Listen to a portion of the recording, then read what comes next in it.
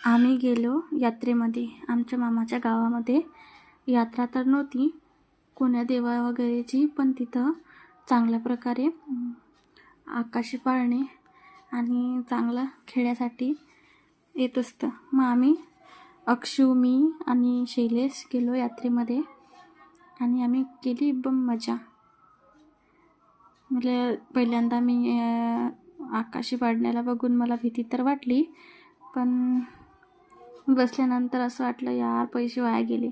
आणि एका आकाशी पाळण्याचं तिकीट होतं 60 रुपये. बापारे.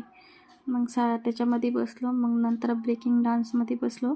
ब्रेकिंग डान्समध्ये तरी काहीच वाटत नव्हतं पहिले.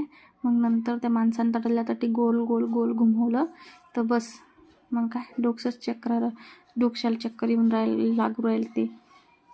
आणि मग जीव मळमळ करत होता.